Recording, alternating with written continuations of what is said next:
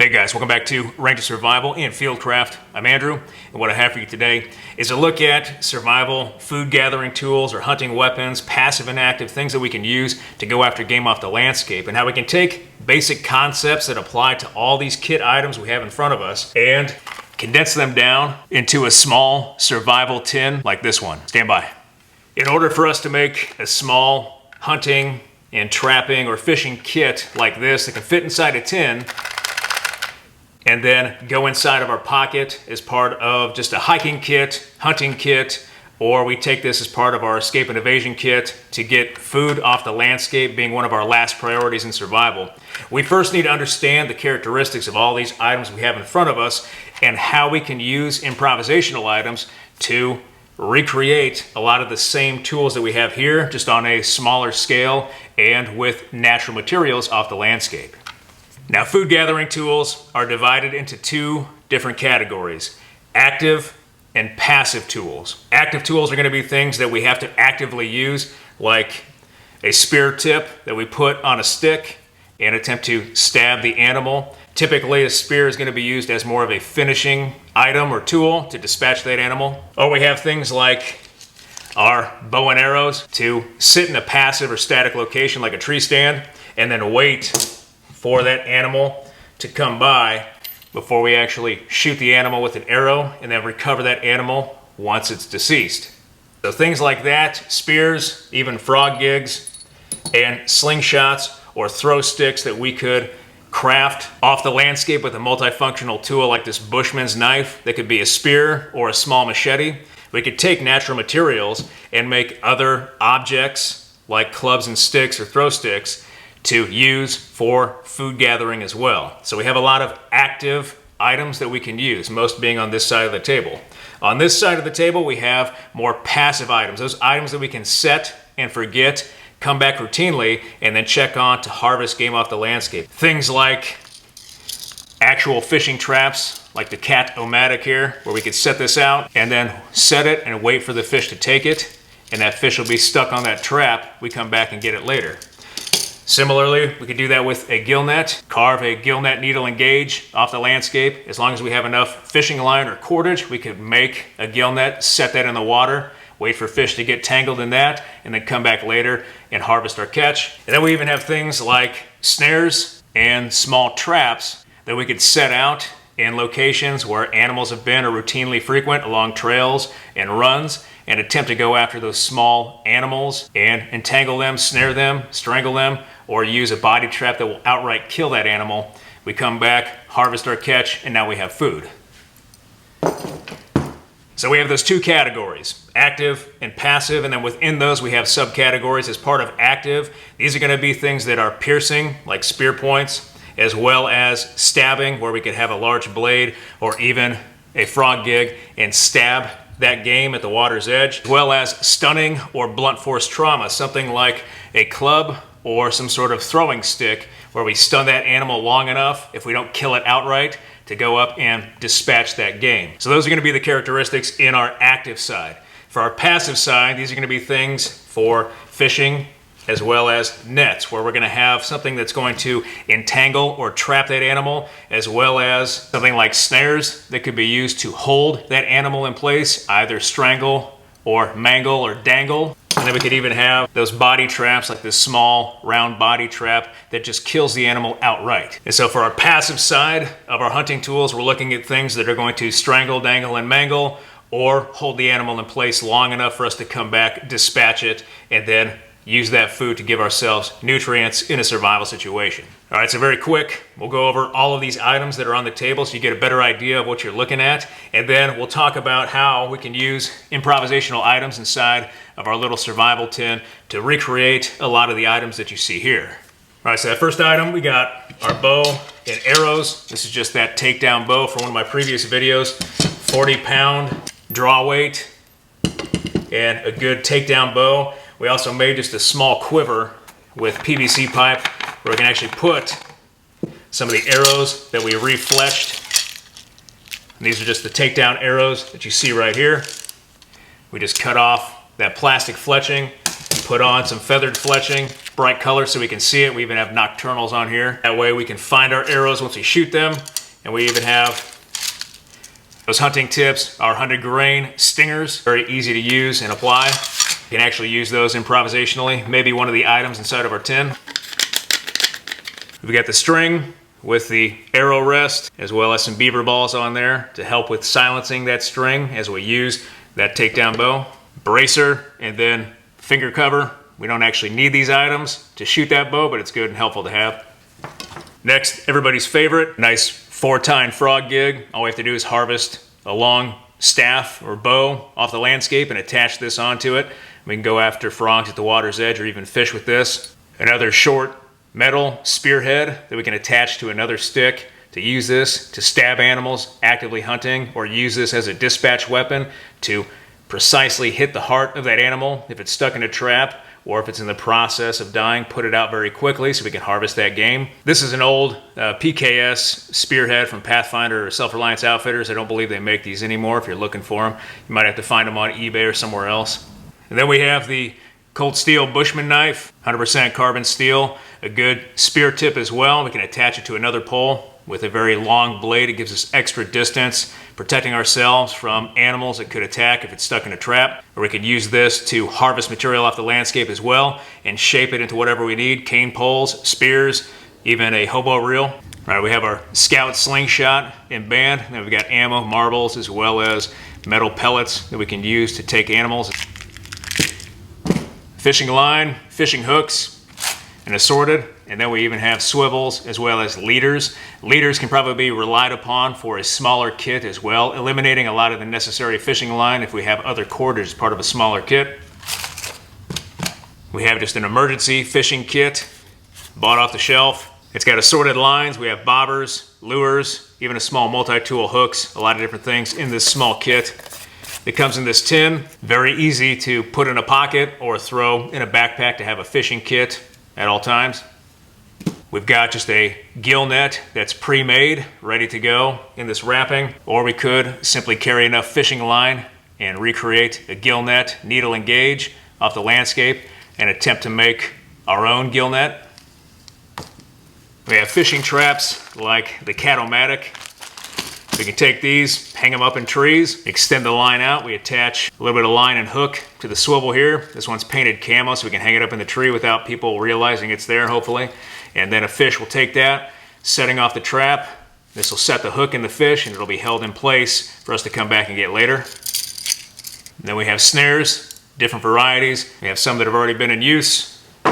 And then sets like this where we have different gauge snares and different lengths to go after a variety of different animals. Then we have small actual traps, body traps that will kill the animal outright, small 110s like this, or round body traps that can be used to fix to a tree to go after squirrels, or put in other places in front of small animal dens to capture those animals and kill them.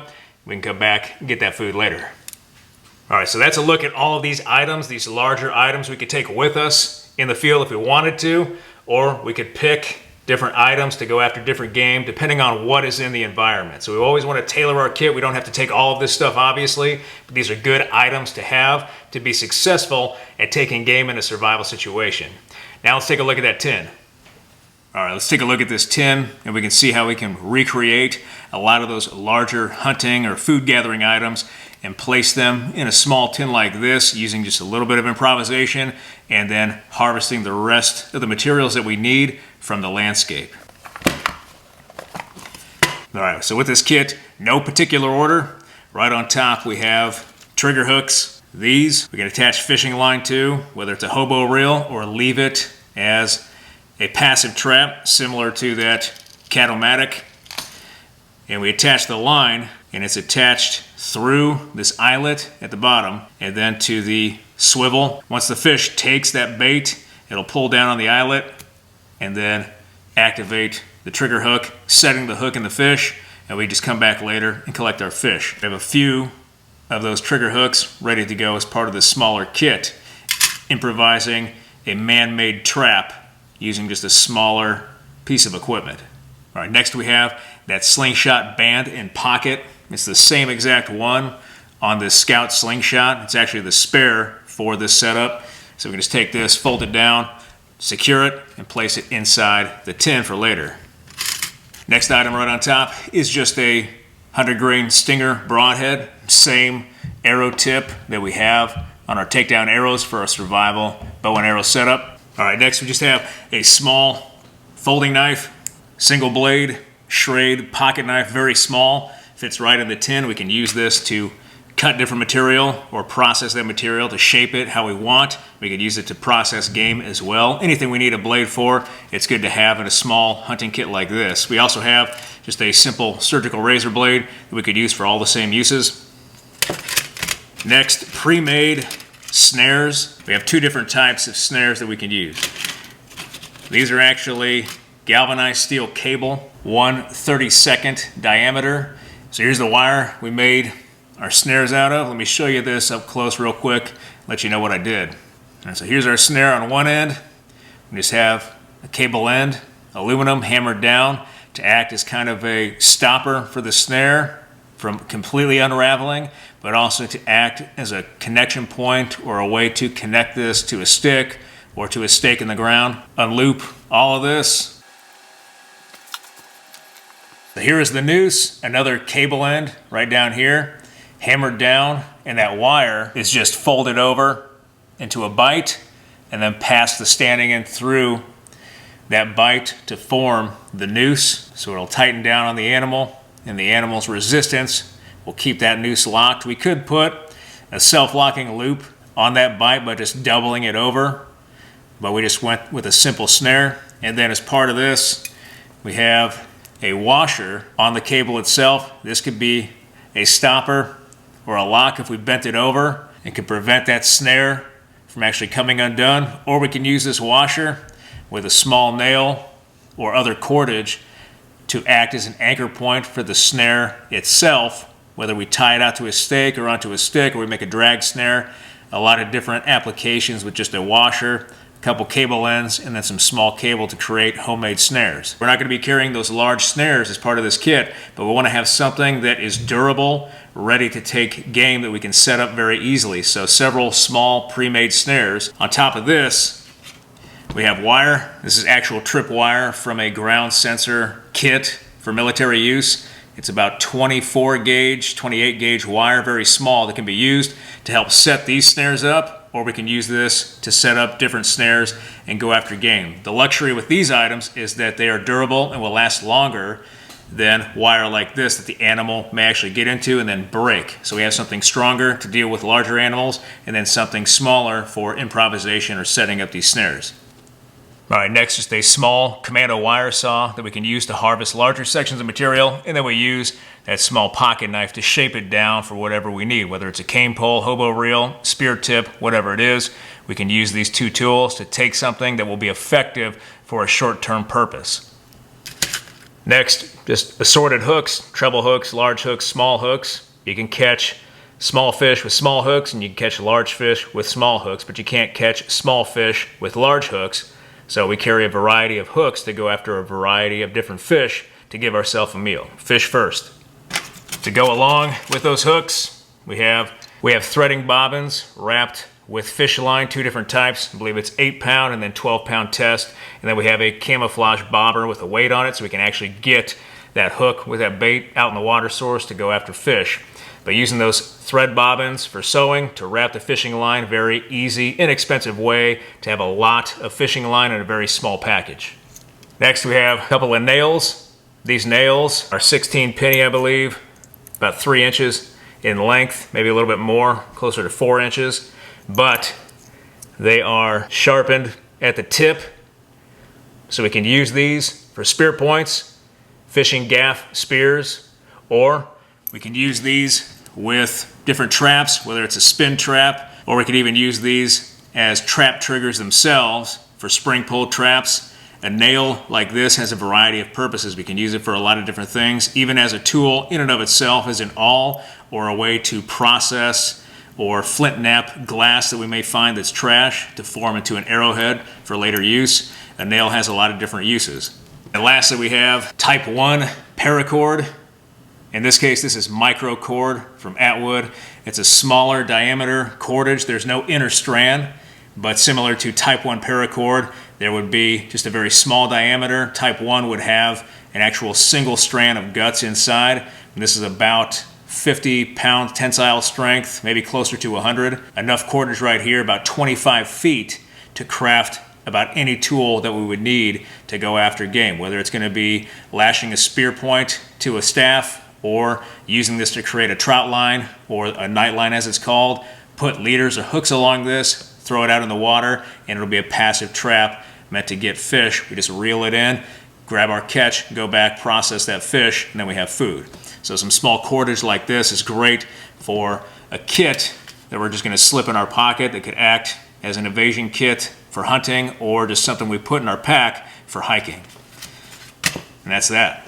All right, so here's our pocket survival hunting and trapping kit. Everything is here that we would need to recreate all of those items that we saw on the table before, albeit those items are going to be very crude. Imagine making a bow and arrow with a small knife like this, or even a razor blade, some cordage, and then you're given an arrowhead. It's going to be crude, something we can probably take game up close with, but anything further out in range is probably going to be really, really difficult if we don't have a lot of luck. But we have everything here that we could use to recreate a slingshot, some sort of spear tip. We have fishing tackle, passive and active traps, and then some cordage to improvise with materials off the landscape. Now, one thing with this kit that we're probably not going to make is going to be something like our gill net. We would need about 50 feet of parachute cord to make a decent gill net. With 50 feet, we could easily make a net that's about 6 feet in length and then about 4 feet in depth, depending on the gauge of the cordage. We use the inner strands of our paracord to create that net. We can use overhand knots, whatever we want to, and then just weave that net back and forth until we're complete, and then use the sheath of the paracord itself to attach the net to anchor points or floats and then move it out into the water and set it in place. So one thing we're not going to recreate very easily is going to be something like our net with this small kit, but if we have a large hank of paracord in our pack as well, we can improvise a gill net using paracord. This is why it's important to have a survival strategy as well. So we can use a lot of these items simultaneously to go after a variety of game, like using the snares, put them out, attempt to passively go after small game in the area, and then we use our tackle, our line, our fishing hooks to create something like a small hobo reel to go after fish actively fishing. And then we could even use our trigger hooks to set them in the water as passive traps. So now we have 3 different ways we're trying to get game and food off the landscape to feed ourselves. But everything's here in a small kit, easy enough for us to put in our pocket, carry with us, or put it in a pack, use it in a survival situation to go after game and provide food for ourselves, one of our main priorities in any situation. All right, guys, very down and dirty video today. I appreciate you watching this video on a small survival hunting, trapping, fishing kit that fits inside a tin that can go in our pocket or in our backpack as part of our survival level system, where we can use these items to recreate a lot of those larger items we had on the table to begin with to go after food, which is something we need in a survival situation to make it out of that situation. Everything with these items requires a survival strategy to employ smaller items using improvisational techniques, but it can be done even with a small kit like this. So I hope you liked this video. If you did like this video, hit that like button, hit that subscribe button, leave me a comment in the comment section. I always appreciate your feedback. I want to thank you guys for everything you do for me, for this channel, for your likes, your views, your subscriptions, your comments, your feedback, and your shares, and I'll be back with another video as soon as I can, guys. Thanks.